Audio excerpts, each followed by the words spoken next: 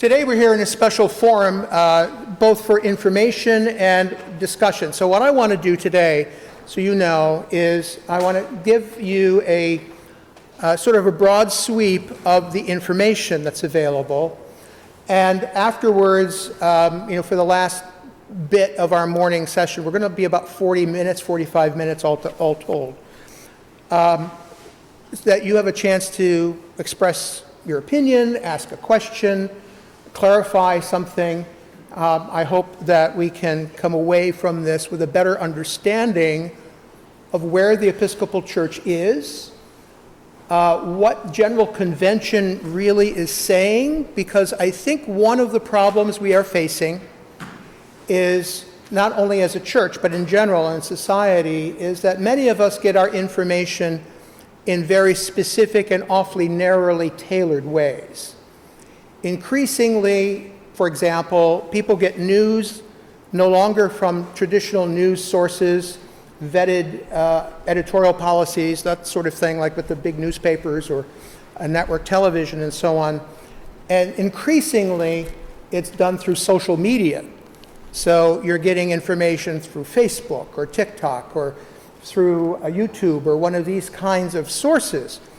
And because those are open sources, there's really no opportunity to vet or to make clear what is true or not true, or if this is an exaggeration, or if it's any nuances that may be involved in it sort of escape us.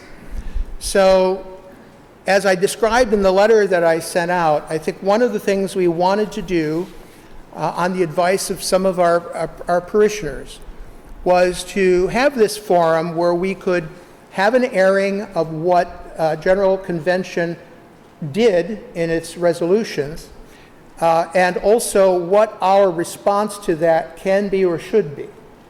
So that's kind of the agenda for today. Just to recall, as Episcopalians, General Convention is the highest authority of the Church. So that resolutions of General Convention, the canons are passed by General Convention, all that sort of thing. They are the guides for who we are and how we respond to the challenges we face in the world. So that's why this resolution has become the focal point of some of our concern. So that's where I would like to start today. It's just basically, what is it that we're talking about when we're talking about gender affirming care? There's some papers on the center table there, so as you came in, I hope that you acquired some of them. Particularly, there's a packet which looks like this. This is what would have been a PowerPoint presentation had we had all the screens available, but as you know, we're starting our construction, and so we had to put the screens in safekeeping, so they're all wrapped up in plastic. So rather, you have a printed version of it, so you can follow along, because that's really what my presentation is today, as if we were following a PowerPoint presentation. There are also some other sheets there. They're kind of pretty and colored.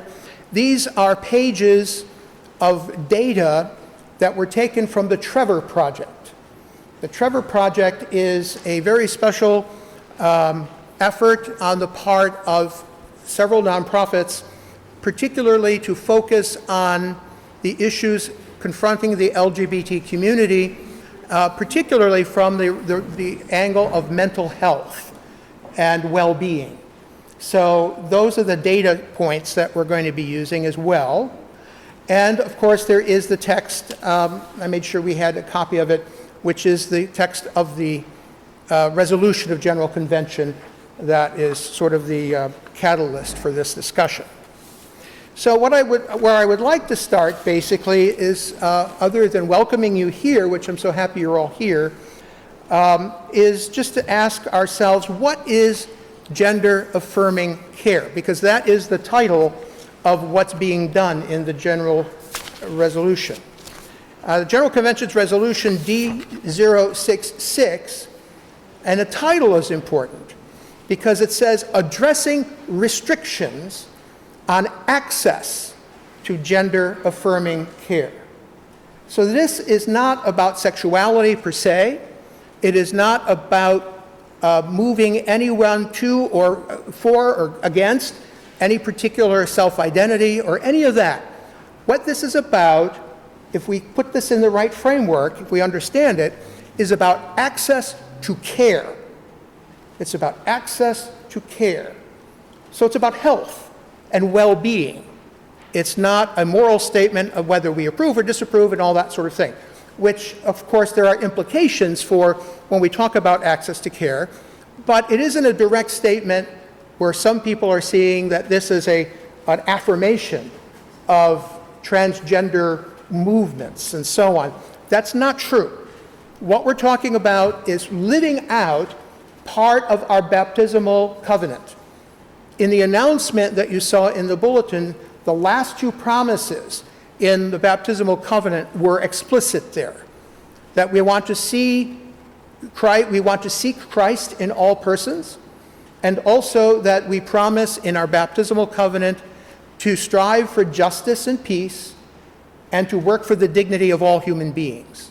So those are the two governing promises. Now, those are our baptismal promises. So what that means is that those two things are part of who we are as individual members of the church. And if we claim our identity as Anglicans and Episcopalians, we are saying that these two promises are things that we will make active in our lives. And so that's the context and the framework that I would like to place this morning, is that this is, first of all, about access to care, in other words, well-being and health care, both physical and mental health care, but also the church's role in this stems from our baptismal promises, from our covenant, to seek Christ in all persons and to strive for justice and peace and to affirm the dignity of all human persons. So those are the two main contextual points that we have to consider all of this, regardless of what anyone else says out there, regardless of what any news outlet says or what any commentator says, that basically this is our starting point as Episcopalians, because these are the promises we take when we both are first baptized and each time that we reaffirm our baptism, as we do several times in the liturgy throughout the course of the year. We just did it at Easter, we'll do it again at Pentecost, we normally do it on our feast day, St. Luke's, and we do it again on All Saints' Day. So these are the times that we recall and remember and recall to mind the promises we made as disciples of Christ in our baptismal covenant. So as you would follow along, we're on the page in your presentation that is headed Importance of Gender Affirming Care. We'll start there. The reality is that gender affirming care directly impacts the well-being and mental health of transgender and gender diverse individuals. What we are saying that it is a given that individuals will come to professionals, whether they be spiritual guides or psychological counselors or medical doctors, because they are having an inner struggle about something, and they want to resolve this inner struggle. So this is about the well-being and mental health of those folks who are already experiencing some difficulty and tension in their lives because of what we call a transgender issue or a gender diverse issue. It's a matter of self-identity. It's who do I think I am? How do I present myself in the world? How do I relate to people? How do I relate to my parents, my brothers, my sisters, my cousins, my friends, and eventually, one would hope, to society at large? So it's about all of those things wrapped up, because those are the things that have an impact on our well-being and our mental health. We do not live as isolated entities in the world. We live in a community. We live in society. All of us have that issue. Not the transgender issue per se, but all of us go through life trying to discover who we are what our purpose in life is, and how we relate to others. That's simply human nature. Providing access to gender-affirming care helps reduce the risk of mental health issues such as depression and those problems that are often associated with depression, anxiety, particularly chronic anxiety, which then leads to depression very often. And we hope that that kind of access will improve the quality of life of those people who seek that kind of care. We want to promote equity in health care and respect individual rights to self-identify and access services that support their identity. We are not determining for them what that identity is. That's the hard part for many people, because this is first and foremost an inner struggle. It begins within the individual and then comes to the fore. And so what we want to do is give people access to legitimate care that can help them sort out those issues.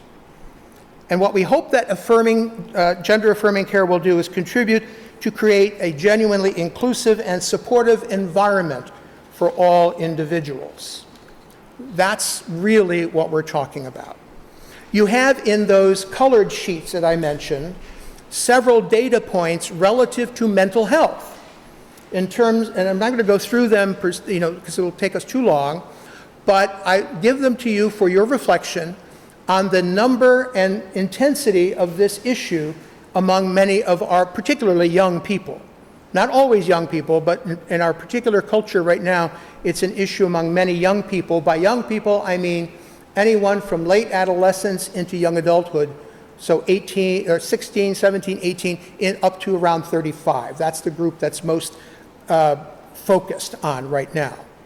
And so when we look at these statistics, we're looking at young people who are suffering a great deal of mental anguish because of the experiences that they're having. Now that's exacerbated, fancy word that means just made worse, by a lot of the public discourse that's going on about this.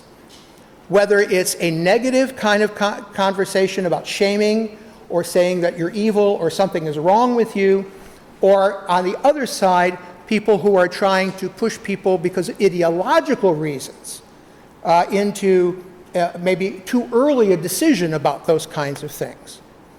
And what we are trying to say is that we would look at the professionals, the AMA, for example, the American Medical Association, the American Psychiatric Association, and other groups like that, and see what their standards are. And whatever those standards are, we're not qualified to judge whether they're right or wrong. But rather, whatever those standards are should be accessible to people in a regular manner. The problem for us has been that, in fact, we have politicized this issue. I'll be very blunt about it. And in politicizing the issue, we have taken it out of concern for the individual and for their well-being and made it a political policy question, where we're not really doing the kind of things that policy questions should do in this context, which is regulate health care very much to keep people safe, that sort of thing. Instead, we're trying to tell them whether they should or should not confront this issue in their life. And there are two very different questions. So what the General Convention resolution does, that's this sheet here, is it seeks to address the need for inclusive and affirming practices within the Episcopal Church. See, now that you have to read the resolution carefully, because it calls us to look at what we do as a church in our own communities, in our own contexts, in our own parishes, in our own public policies, in our canons, our laws, and all of that, and say, are we doing all we can to create an affirming and inclusive environment, and we'll get to, in a moment, a safe environment where people can actually work through this struggle in their life. We want to emphasize as well, through this resolution, the creation of a welcoming and supportive environment for transgender and gender diverse individuals within the church community. We say we are a welcoming church. I've heard this said to me. We don't care what people think or do, I just don't want to talk about it. Well, if we can't talk about it, then we're not really welcoming, because we are not participating in the process that folks need to overcome obstacles and divisions in their life. So if someone comes to us and they're seeking care, the problem is that often they're not finding it somewhere else. And if they're not finding it somewhere else, or they're not finding the kind of affirmation they need in their own families or among their own friends, it is the church, we're saying, that should be the safe place that they can go to. Last week we talked about the model shepherd, the good shepherd. The idea is Jesus is going to be the person who embraces them and brings them in, because it's that image within them that we are seeing. Not the problem, but rather the image of Christ in each and every one of them. And today, for those of you who've been to Mass already at 8 o'clock, we hear how basically the Apostle John in his first letter says, if you say you love your brothers and sisters, or I'm sorry, if you say you love God, but do not love your brothers and sisters, you are a liar. It's that plain. But what is that love? And that's what we're trying to get at here. It's a hard thing to do. And sometimes it requires a change in mentality and a change in mode for ourselves. Then the resolution goes on briefly to outline some specific recommendations related to gender affirming care and the church's stance on this issue. That's what the resolution seeks to do. That is part of what is causing some concern. And so we're going to address that. The resolution then calls us to celebrate diversity among God's people in the human family. It recognizes that this is an aspect of religious liberty. In other words, if we believe this to be so, then we should be able to say that. And if we say that, then we should be able to advocate for policies and so on that would help people move through this in their life. It affirms that all Episcopalians should not suffer restrictions on movement, autonomy, or timing of care. Now that's where some of the rub comes in. A lot of people think that means that at any time in life and so on. Again, we're talking about standards of care in the professional community, but access to care. And there's something I want to say about that in a moment. And then it says, supports public policies that support gender affirming care in all countries. There's the key. We as Episcopalians too often think of ourselves as only the Anglican branch in the United States. The Episcopal Church is a viable church in 13 different countries across the globe. So when General Convention speaks, it's not just speaking for the American church. It's speaking for people who identify as Episcopalians in all of these different countries and all of their different cultures and all of their different milieux. So when you stop to think about it, the broad language of the resolution itself is designed not just to address an issue in our backyard, but rather issues that are arising in other places. For example, there are places in our world right now where you can be put to death for being gay. We're not talking about that here, but that's the critical point, is that when we're talking about these kinds of resolutions, we're talking about the entire church, the entire Episcopal Church. So it's not just what happens here in Lebanon or in Pennsylvania or even in the United States, but what policies do we want to push forward in a worldwide church that finds itself enculturated in different countries, different cultures, different language groups, different ways of looking at the human person. And so we're trying to regularize that in a way that makes it consistent.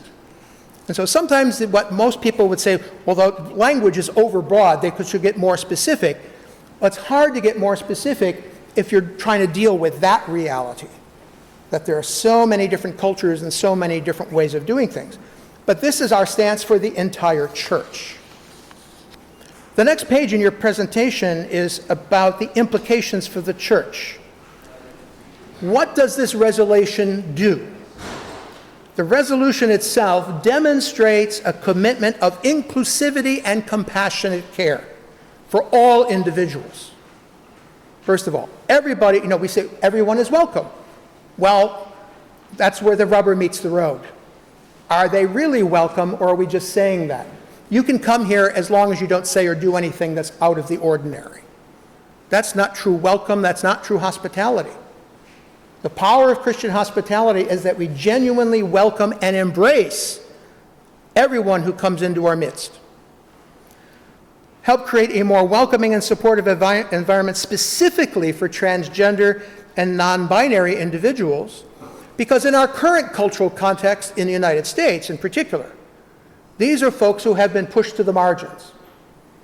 While as myself, a member of the LGBT community, I find that I am well accepted and loved here at St. Luke's, but if I were a transgender person, would that be true? That would be the question.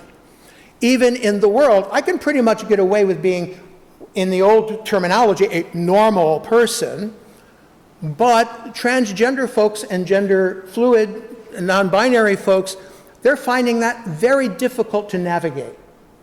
And so we want to be sure that we're not participating in making that more difficult for them.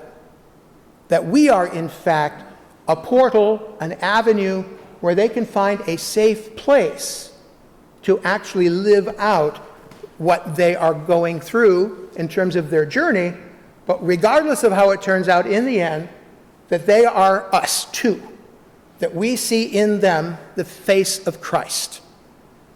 That's always going to be the critical factor. That we want people to understand by our statements that we seek to contribute to a greater sense of belonging and acceptance in the church community, just as I described just now. That we foster a more inclusive and diverse congregation. I think we're striving for that. We're not there yet. We have a long way to go, but in fact, that's what we're trying to do.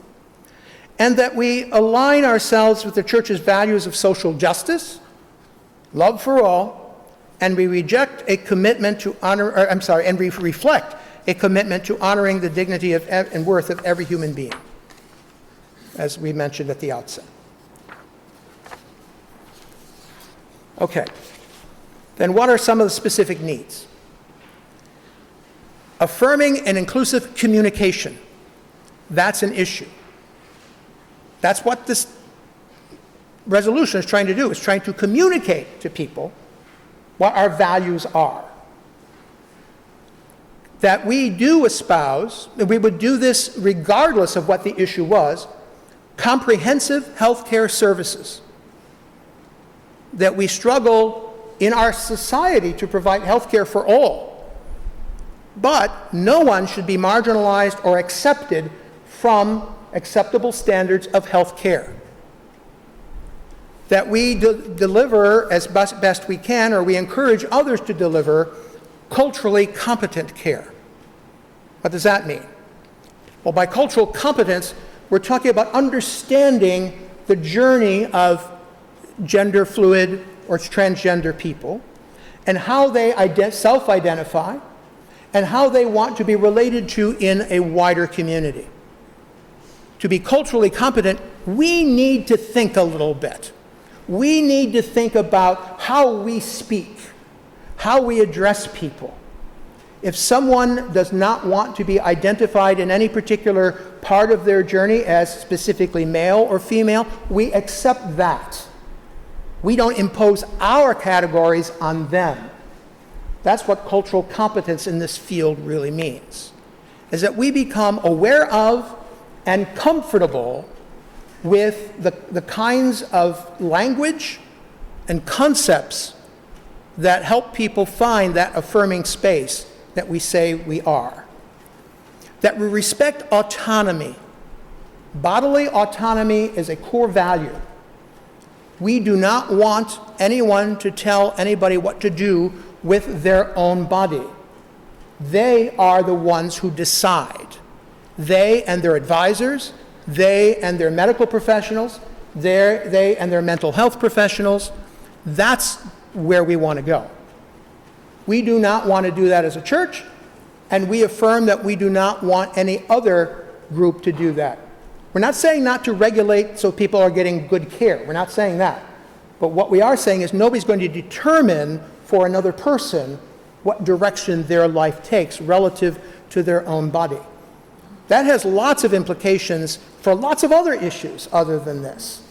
So that, nobody's going to come up and say, you can't take that medicine or you can't take this medicine when it is in the normal course of approved care. That's, the anti-vaxxers, for example, or people who say you shouldn't take certain kinds of supplements and things like that. If you've determined with good advice from your medical professional, your mental health professional, that this is good for you, then you should be able to do that. We'd say that about cancer care, we'd say that about orthopedic care, we'd say that about anything. And so this particular area of health is the area that's really being questioned at the moment. And finally, in terms of specific needs, to make sure that we create, and this is within our competence, to create safe spaces for people, that we should be a place of safety. We are repairing the fence around the parish. There's a noble history to that fence. It dates all the way back to the age of the monasteries and Celtic evangelization, where the evangelist used to go out from the monasteries into the wider community to proclaim the gospel. And then if people were in danger because the hordes of invaders were coming, they could retreat to the monastery and the doors would be barred and they would be within a safe enclosure. So that wall is very symbolic for us, that what we are doing is proclaiming to this community that within this space is a safe enclosure, that the powers of the world will not come after you here. I can't guarantee that, but it's a symbolic representation. That in fact, here, you are with God and you are with us because we are God's beloved community. And we love you. You'll hear more about that in the sermon if you haven't heard it yet. What are some of the challenges? Well, one of the first ones is what we're doing here today. There's a lack of training and education around this issue. So that's what we want to provide as well. We want to move and work for access to affirming healthcare services. We want to look at what are the legal and policy barriers for people getting the right kind of care that they need. We want to eliminate as best we can any stigma or discrimination in this way. And we certainly want to provide the mental health support that is possible. On the next page of your presentation, you have a number of those data points. Those are taken from the Trevor Project information that you received. But I just summarized the key ones there for you. And finally, on the last page, it's there about what can we do. I just sort of went through some of that. So we won't repeat that because we are running a little over. So with all of that in mind, I just also want to say something very specifically about St. Luke's. There's been a lot of controversy over the fact that we have invited and become partners with the LGBT Center of Greater Reading, and that the office that is here is somehow espousing transgender change. It is not. What it is doing is providing as much as possible the kind of care that we're talking about, not only for people dealing with gender identity issues relative to transgender care, but all members of the LGBT community. And I can assure you, while we think that's behind us, it's not. And so there are a lot of people who are either very young people, or and I see people who come in and out. There's a number of middle-aged people and so on who are coming for counseling, coming for resources, coming for support groups. There's a whole new battery of support groups that are starting up again, and that information is available to you. This is sponsored by the center, not by St. Luke's as such. We are providing as a partner the space, the safe space that they need to do this. And in that, we are supporting their work. But we are not directly paying for it.